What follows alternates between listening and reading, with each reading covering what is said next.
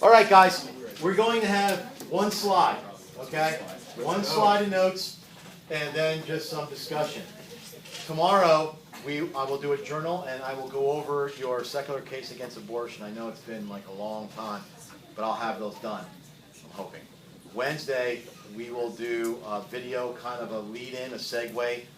No notes, just a video and some light discussion on the homosexual person module. Thursday will be your quiz. I'll have a review up the day before. Friday will be some notes. So today, one slide and then some notes Friday, and that's it. We're going to just kind of wrap up the segment on the human person and human sexuality. And I want to talk about the language of conjugal love. The first few bullet points have really nothing per se to do with theology. And they're just things I want you to consider. Oftentimes, if we don't develop the skill to ask good questions, we're never going to be able to understand something thoroughly, all right? So it doesn't matter what side of the issue you are on, with transgenderism, LGBT advocates, traditional marriage, these questions are applicable. And we have to live in a world and an environment where we can ask them. You wouldn't be able to ask this stuff on a TV, news show. You probably couldn't even ask it out in the public square. You'd get shouted down, or they would call you Hitler, or who knows what. But let's just ask a few questions. And the first one, I'm trying to make the point of, if male and female aren't constructs is like something you construct, something you make.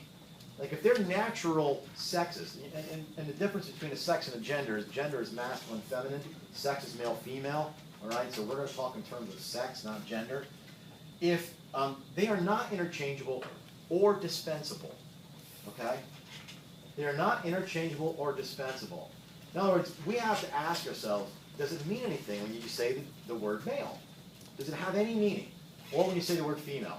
So without getting into it today, because we'll have ample opportunity in the future, certainly in the dialectic, the transgender bathroom issues. I can show you articles from LGBT scholars and feminist scholars that are very clear. This is not the issue. I mean, everybody's like arguing on that. But even they are opposed to it because they said what you are arguing is that there's no distinction between male and female. And when you get to the point to say that it's just whatever you identify with, just logically, in the end, the only conclusion you can have is there is no distinction. So this is not a Catholic argument, all right? Feminist scholars are saying we have serious reservations about this. I don't think people are thinking this through. It sounds on the surface like it's something to get on the bandwagon, but it has repercussions that yet haven't been considered, okay? So it's neither interchangeable or dispensable. And here's something I want you to ask yourself. If we are to say that two men can achieve the same type of union as a man and woman, if two men can achieve the same type of union as man and woman, then is there no uniqueness to womanhood? I mean, does a woman have nothing to contribute? Is the woman interchangeable for a man? Now let me ask it in the reverse. If two women can achieve the same type of union as a man and woman, does that mean there's no uniqueness to manhood? Is the man dispensable? I mean, on some level, if we say the male-male, female-female relationships are the same as male-female, whether you think that the conclusion you have reached is that or not, you are saying that either the male or the female is indispensable or interchangeable. And I don't think as a people we should be comfortable with that. We could talk about the relationship of two women and two men on another issue, but if we start treating it the same as, logically you're going to be concluding that one of those sexes are indispensable or interchangeable. I just think that's reason, all right? And let's go on to say that the aspects of the conjugal union cannot simply be the union of mutual emotion and sensuality. The aspects of the conjugal union cannot simply be the union of mutual emotion and sensuality. mutual emotion and sensuality.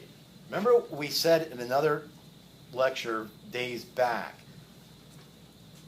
that just because something seems real and genuine doesn't make it authentic, right? So this is not even an indictment against homosexuality. Two young heterosexuals could, in the sexual union, think they're expressing love, and really it's mutual sensuality. It seems so genuine, and it is something. You can't deny there's not strong feelings, and this is a unionizing act. But let's not authenticate it by simply then saying it's legitimate. Okay? So this does work for two women or two men, but it also just works for heterosexuals that are not in the proper context, all right? Where there's no vow or commitment that supports what is happening. Like the body is saying something other than the vows are saying, okay? Do you get that? I know it's a little abstract, but yes. The last one? Yeah, it cannot be the union of mutual emotion or sensuality. You see, those are very deep-seated feelings, and I've already told you that when somebody says, the minute they start out by I feel, it's not an argument. If somebody says, I feel really sad, you don't know, you don't.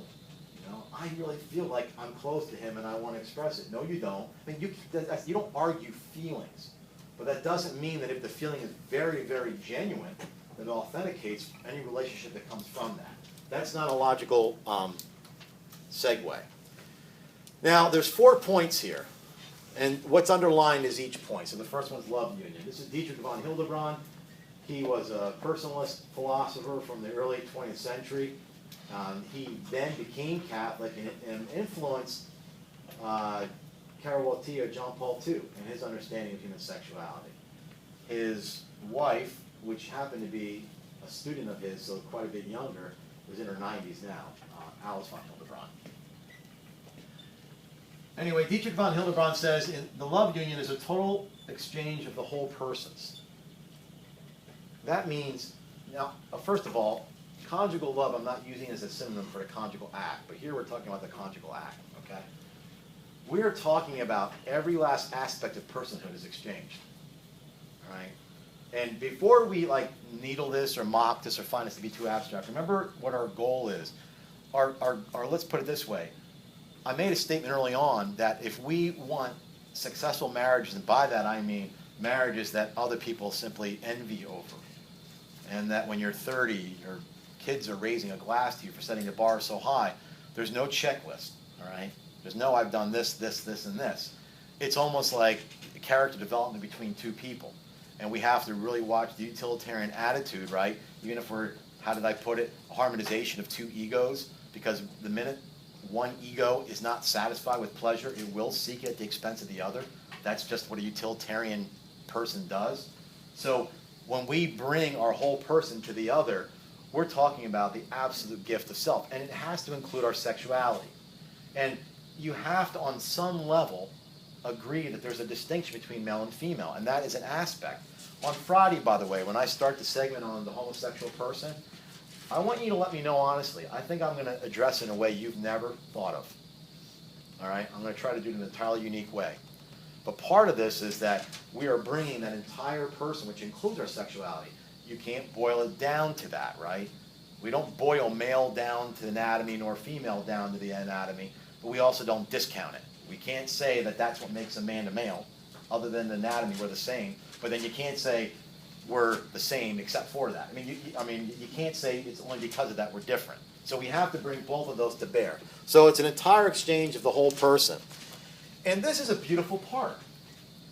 When you get married, and this is why, you know, if somebody says, is sex before marriage bad? I'm going to go back and say, again, you're misunderstanding it. A juvenile understanding of morality is to put things into columns of do's and don'ts.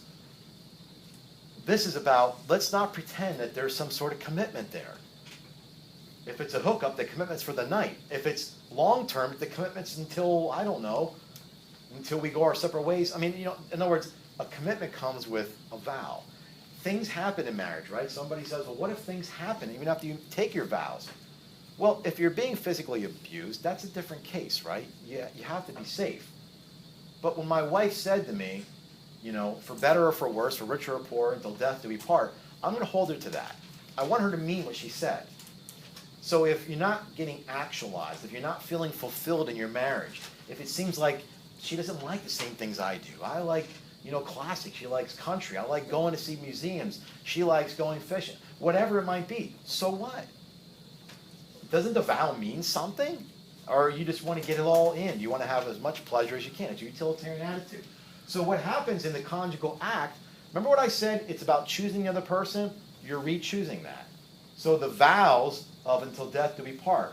The vow that I give myself to you. It's you I choose. Rich or poor, it's being reinitiated throughout this act. And in the conjugal love of the marriage overall. Okay? Now, I don't know why. We might make fun of that on a certain level. Some people might. But again, let's not mock the very things that we want in other people. Here's the reality, and I don't mean to say this like harshly, nor may it not be true. But I've been doing this for so long, right? And teaching so many engaged couples. And the statistics are still staggering. I mean, you're still talking 30 to 50% divorce rate. So if we have 30 students in this room, and let's say that you are all called to marriage, and in 10 to 12 years, you're all married. So that puts you roughly in your late 20s. By the time you hit 40, half of you are going to be divorced. That's tragic. Now, that's not like, no matter what you say, that's going to happen. That's just the reality of our world.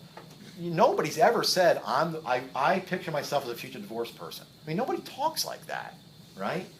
But that's inevitably what happens. So we have to ask ourselves then, how do we insulate ourselves, not just against divorce, but against making this husband and wife appear as something greater than themselves, okay?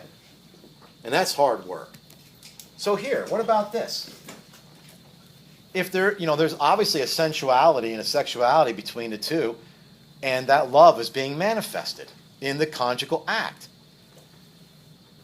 Why is it corny, or not even, let's not think it's overly romantic, for the woman to look at her husband and say, I'm in awe of how I see myself through your eyes.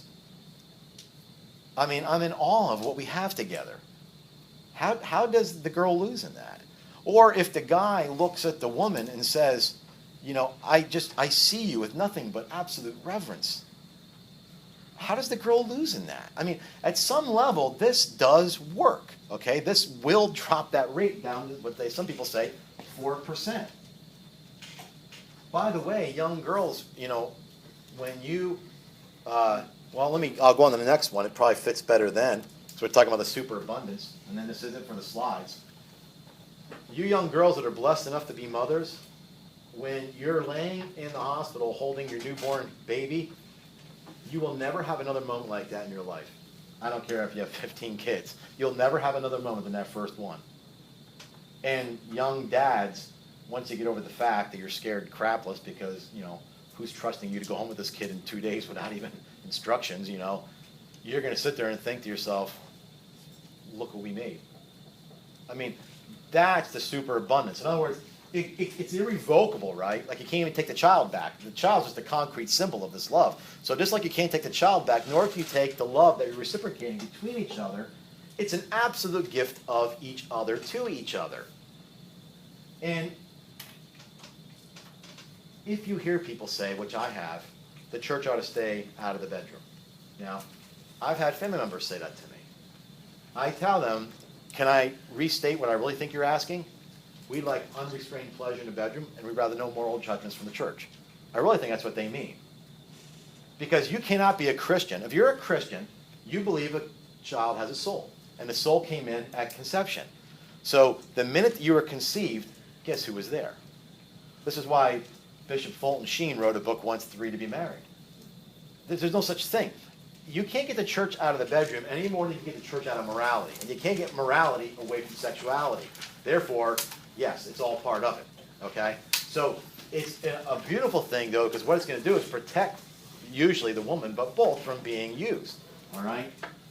Now, when I say it becomes redemptive, the other day I said how we were poor lovers. That was Dietrich von Hildebrand who said that. I was quoting her. Why? Because we have weak wills. We have weak commitments and such. This doesn't just boost it. It almost rebirths us in that. It's a recommitment. It's actually a reestablishment of the vows. What was the line after the self? Well, there wasn't any line except, just like the child's irrevocable, so is the giving of the two.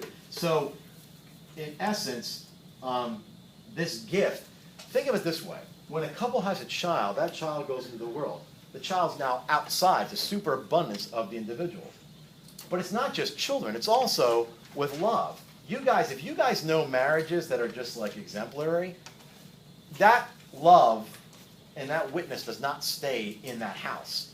It bleeds out into the community, all right? So let me give a positive note. Rather than saying that 15 of you will be divorced by the time you're 40, could you imagine if it was 0? How would that change the communities you're in? How would it be if your kids grew up into an era where divorce went down to about 10, 15%? You can't say you wouldn't like that. Why does it happen?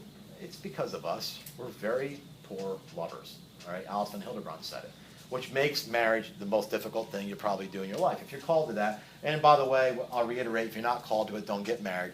Don't make somebody else miserable, and don't raise miserable children. It's not worth it, because it's going to take more than you can imagine. Any questions on this? All right, put that stuff away, but I want to have your attention.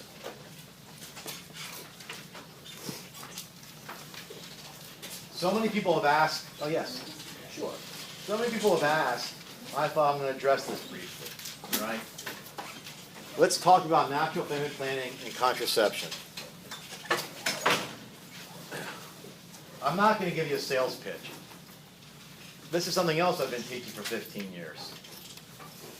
I think I might have shared with you, let me share it again. I, to my knowledge, have never convinced anybody to change their position. If they've changed their position, they've never told me, except 2 Jehovah's Witnesses that showed up at my house one day. And did I tell you that story? I can't believe I didn't. Did I? Yeah. It's really short. They showed up. They saw the Sacred Heart picture, the San Damiano cross, and they said, we'd like to talk. Are you Catholic? I said, I'm Roman Catholic. They said, can we talk to you about something that's controversial in your faith? I said, sure. And then they said, if you don't feel comfortable talking about it, that's fine. We'd like to talk to you about contraception. Honest to God, nobody wants to talk about this. I thought they were like hitting cameras somewhere. I thought for sure I'm going to show up on YouTube, So we had an hour-and-a-half conversation. They came back the next Saturday with another hour-and-a-half conversation. I got emails from them saying, we're rethinking the whole thing. I emailed them and I said, if you do change your mind, can you let me know? Because I've never had one person, and wouldn't that be ironic if the only people that I've ever convinced happen to be 2 Jehovah's Witnesses, but I'll take it, okay?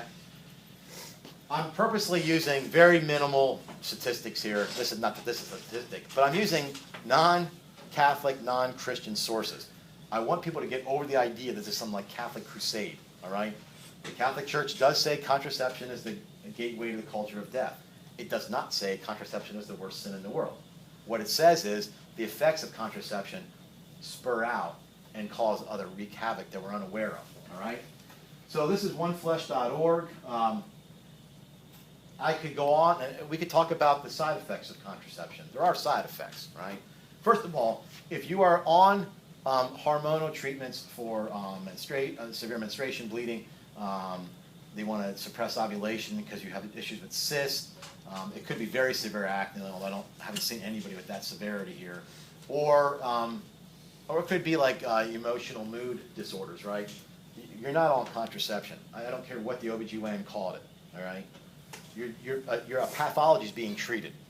Now, if you are on it and figure, hey, it's safe, I might as well have sex, well, okay, now you are on contraception. You've just changed the moral object, all right? But there are side effects. There are side effects to every blessed drug you can think of, right? You can take Tylenol and get stomach pains, right? So it's minimal, but there was a girl just down the street from me that had a stroke at 19. She was on Yaz. I think they pulled it off since then, well, in the last few years anyway. She's okay. She's in her mid to late 20s, but that's not something you want on your medical history that you had a stroke when you're 19 for something that's really unnecessary. That's the point. So what does this website say? A woman's good enough on her own to do natural family planning. It's not on her own, you'll see. No artificial hormones, no pharmaceutical companies, no menstrual suppression, because it's somewhat true to say that when a woman is on contraception, her body's been fooled into thinking it's pregnant. That's the purpose of it. It suppresses ovulation. And without side effects. There's 0 side effects. 0. Where can you get that? You know what they did list as a downfall of this? They said the downfall of this is you have to have the other person on board. The Catholic Church says that's not the downfall, that's the greatest thing of it. Now we've got two people involved in the sexuality, not one girl who's on contraception and the husband whenever he's ready. Now you've got two people that have to be on board. We don't call that a downfall, we call that the plus, all right? These are from a United Kingdom website. So most people probably are not aware of their own fertility.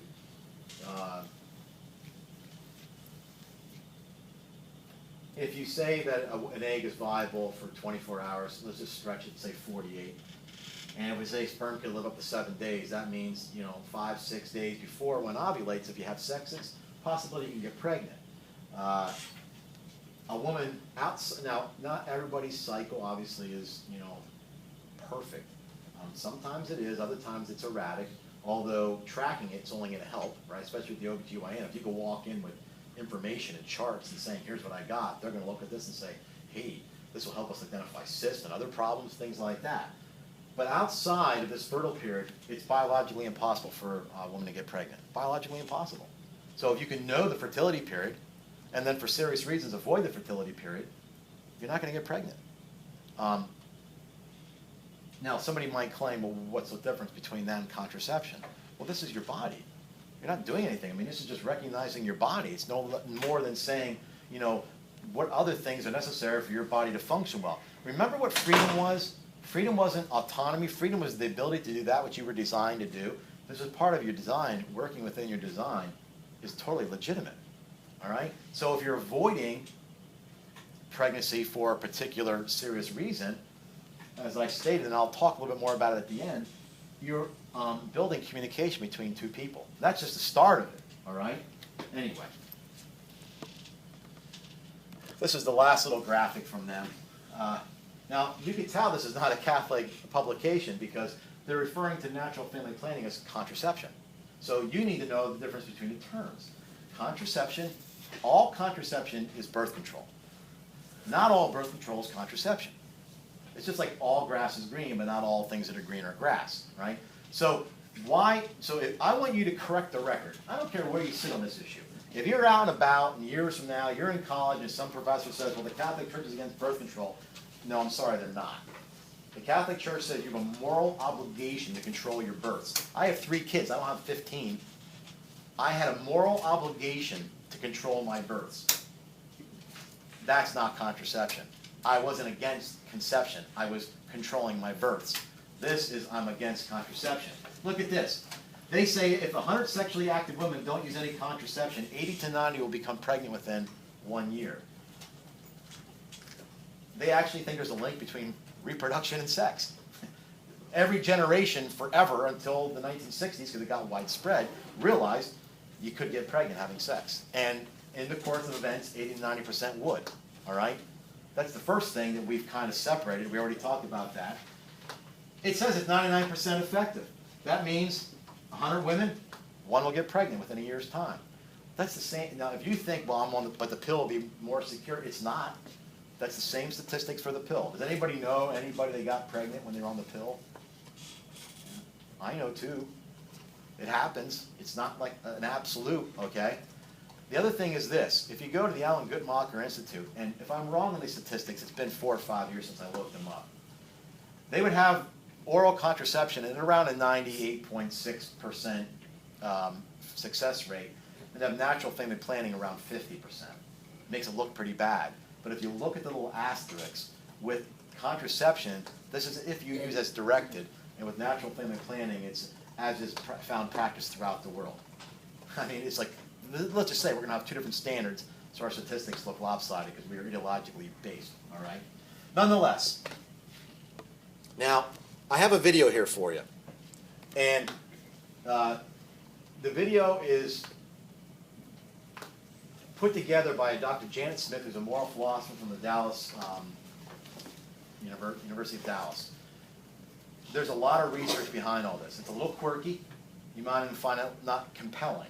Just watch it, and then we can talk about it when it's completed. It's only a few minutes.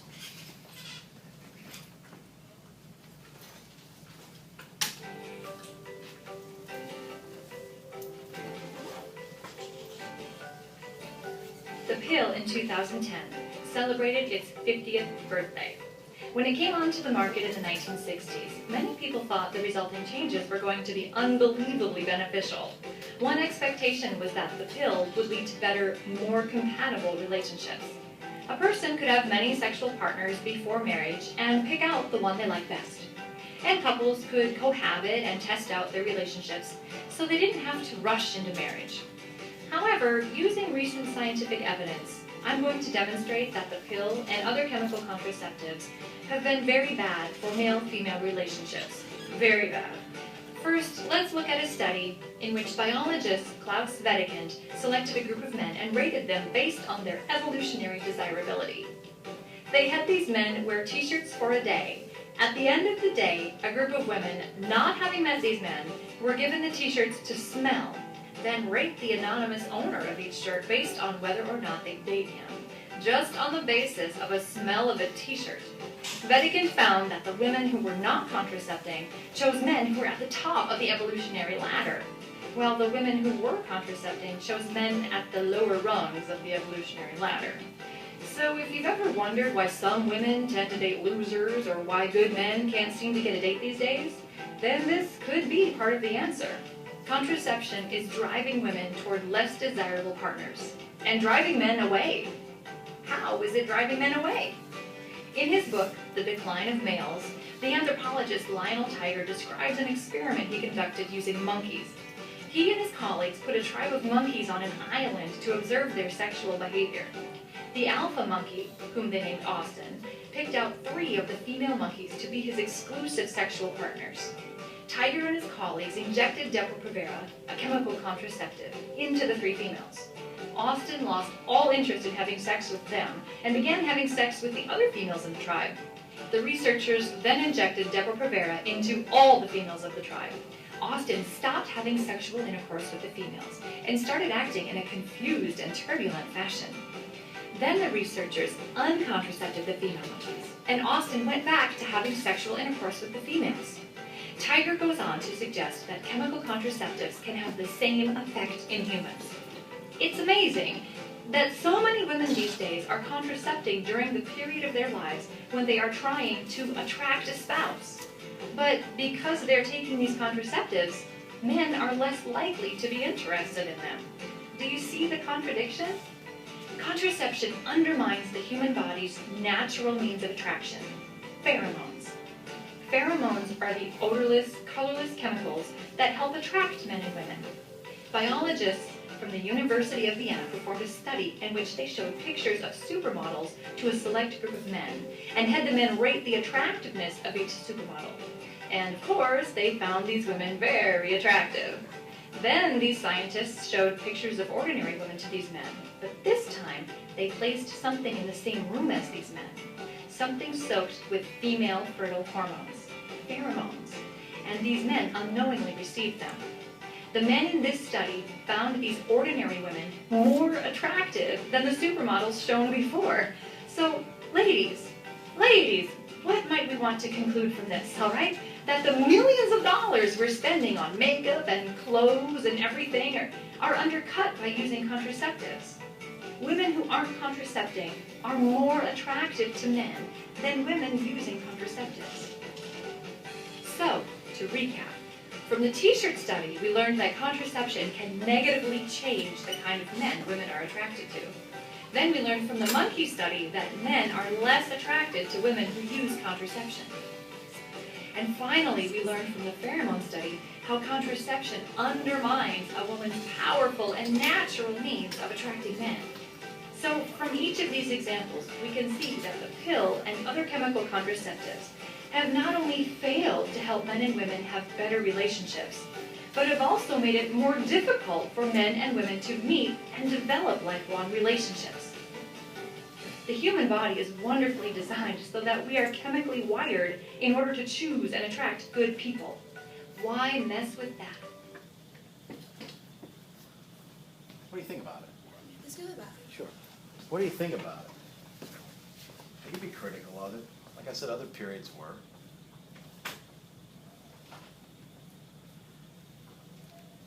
If you have something to say, let me know. Here's the thing. Anybody going into sociology, psychology, any of those behavioral sciences and such, all right. They're always going to study animal behavior, right?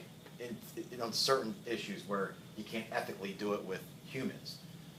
So, and all these studies are peer reviewed. I know, none of these studies were done by the Catholic Church, quote unquote. They're just done by sociologists, psychologists, and biologists.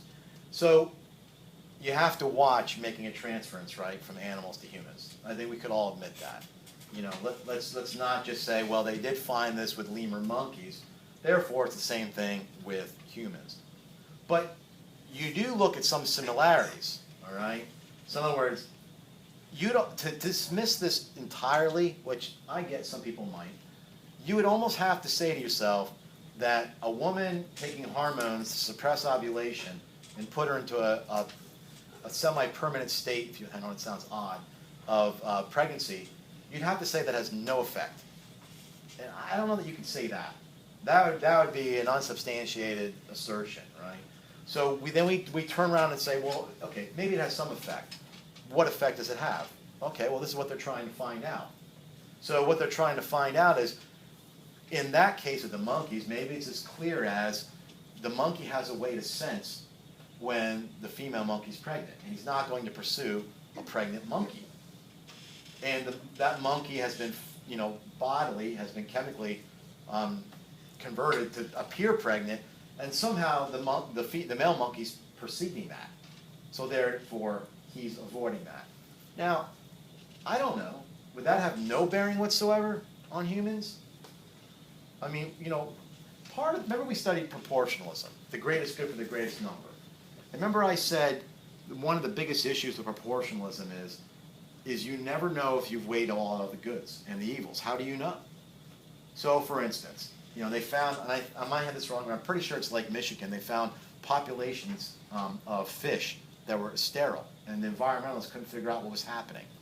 They then realized it was the estrogen through contraception finding its way into the wastewater.